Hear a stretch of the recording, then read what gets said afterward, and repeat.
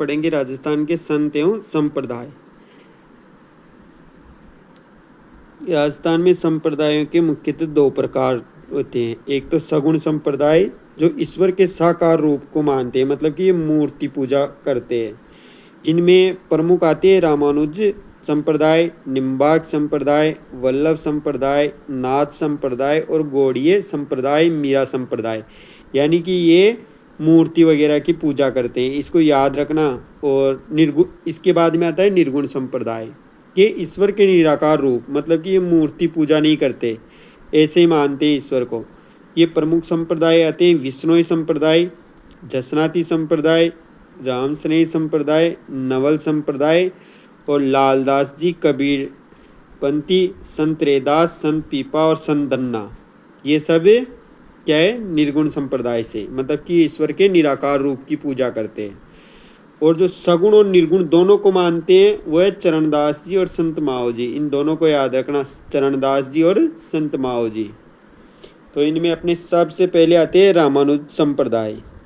इनके प्रवर्तक थे रामानुजाचार्य।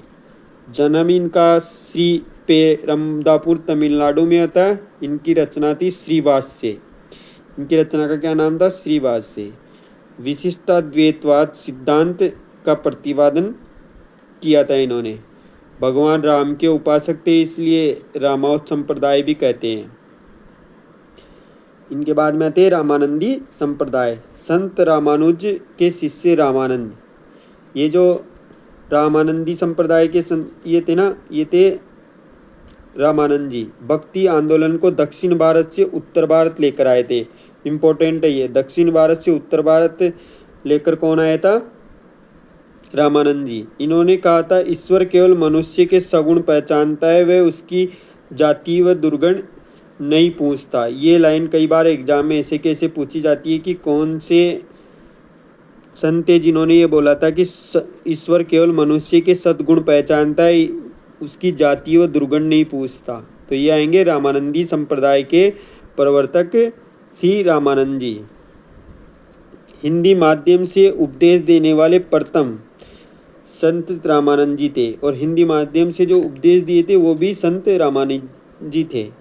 राजस्थान में प्रमुख पीठ गलता-जी जयपुर में है, जिसकी स्थापना कृष्णदास प्यारी ने की थी। ये इम्पोर्टेंट है, इसको याद रखना। नाथों का प्रभाव समाप्त कर रामानंदी भक्ति शुरू की थी।